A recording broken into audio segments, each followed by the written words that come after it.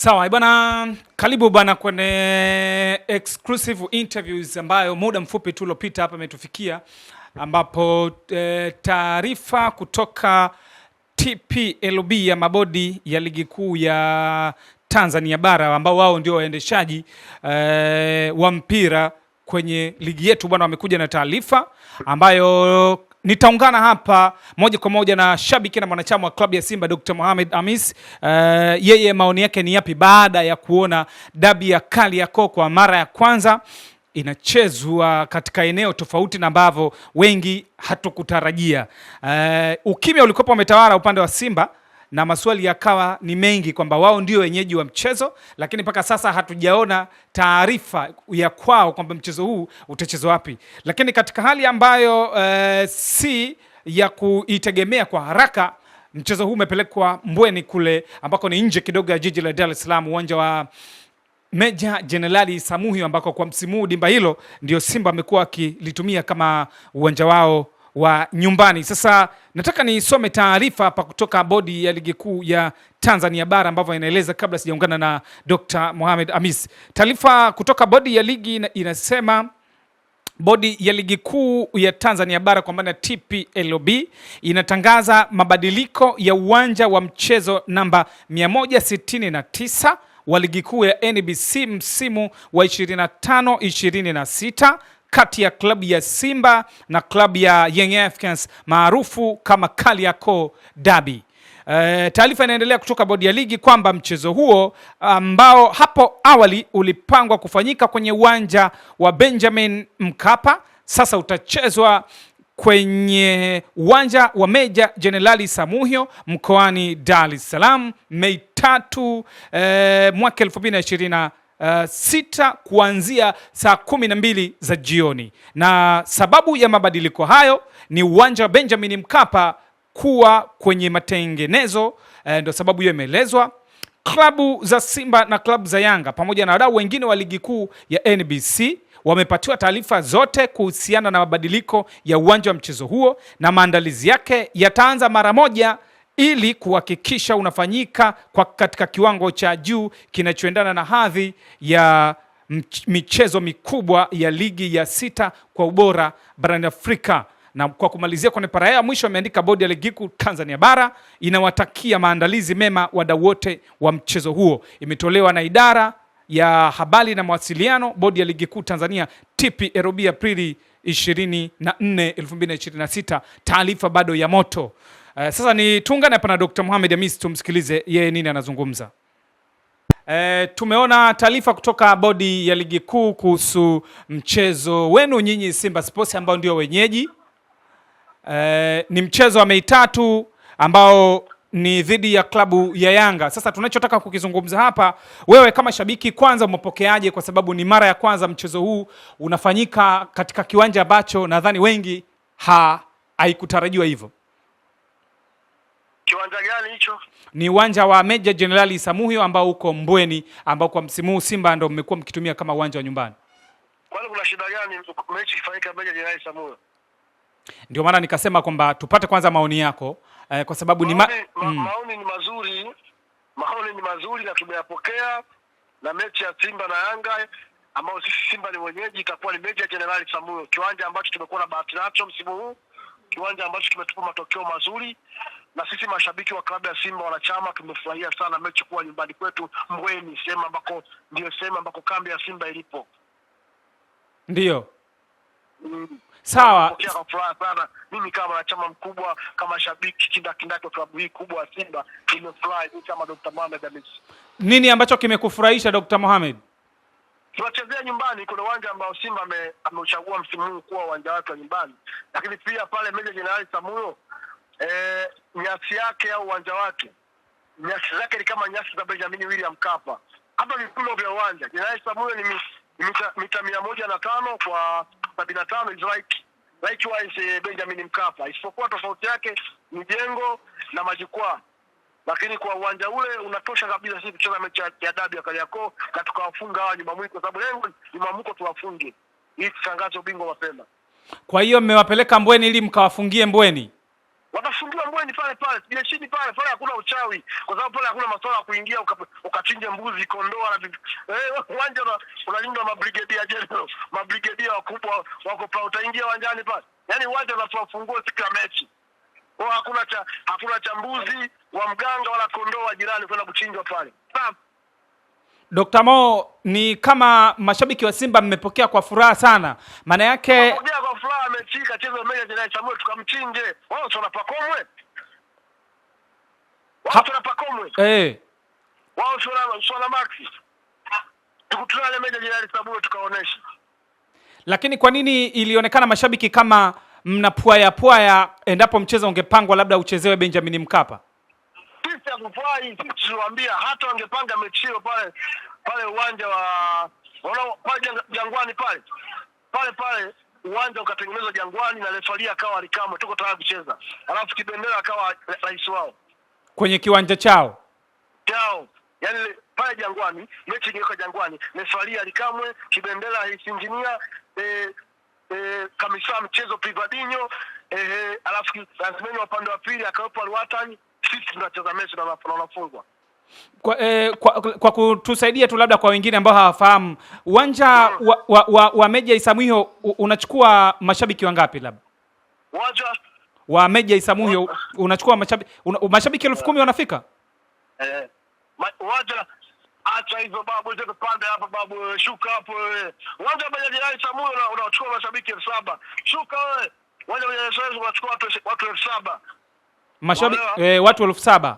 Watu 7,000 na ni watu wengi sana, kwa sababu sisi dabi ya Kariakoo sio cha msingi watu waje wengi, cha msingi ni Yanga afungwe. Hiyo ndio cha msingi. Sisi cha msingi wakija watu 5 10, lakini Yanga afungwe achezee. Sawa, mimi wakati naondoka kwako, labda nini ambacho kinakufanya wewe moja kwa moja useme mnakwenda kumfunga Yanga? Yanga anafungwa, si umejiandaa vizuri bwana? Mmejiandaa vizuri? Sawa, kwa kumalizia Dr. Mohamed, kwa kumalizia labda neno lako ni lipi kwa mashabiki sasa wa Simba?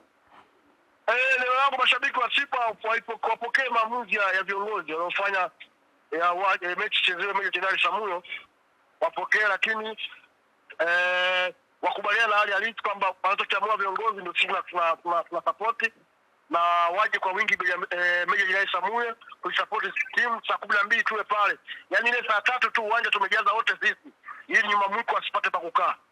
Labda swali langu la mwisho kama mdau wa michezo wa siku nyingi, lakini pia ni nakufahamu mimi kama mchambuzi, ni hauoni kama dabi inadogoshwa ikiwa ligi yetu ni wapi? Wewe babu, kwani dabi ni uwanja? Sio uwanja. Dabi ni mechi nzuri, marefari wazuri, maandalizi ya mchezo mzuri, timu zote zio bora, zitoe ufinzani mzuri na goli zifungwe za uhalali. Sio Simba nafunga goli lazima nakwambia sio goli. Ndio uzuri wa dabi, sio kiwanja. Lakini kutoka Benjamin William Mkapa mashabiki 60,000 mpaka kiwanja chenye mashabiki Benjamin Mkapa inaandaliwa kwa ajili ya AFCON.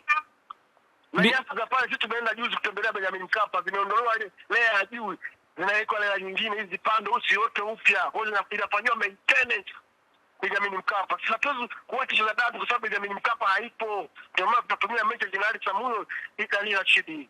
Hata skani umeongea vizuri, lakini ikatokea umepoteza sasa pamoja na potezaji Meja Jenerali Samuhyo. Kuna wanajeshi pale wanazuia uchawi.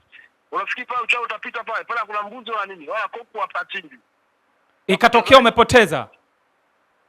Napotezaje? Tupotezi bwana. Nakumbuka ahadi yako ambayo uliitoa ukasema endapo utafungwa na Yanga safari hii, kwa kukumbushia nini ambacho ulikiahidi?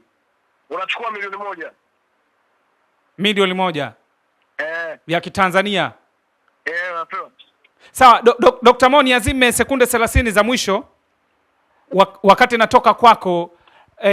Mimi nisijazungumza na wewe, lakini sekunde zako 30 tu kama mdau wa soka ndo ambacho nataka kukisikia kutoka kwako. Maoni yako wewe ni yapi kama mtu wa mpira kwenye sakata linaloendelea kati ya Dar es Salaam Young Africans dhidi ya mchambuzi Wilson John Oruma? Hana afya au marumbano, hana afya kwa mpira wa Tanzania, kwa sababu sisi wote sisi wote ni ndugu au ni football family, ni familia ya mpira.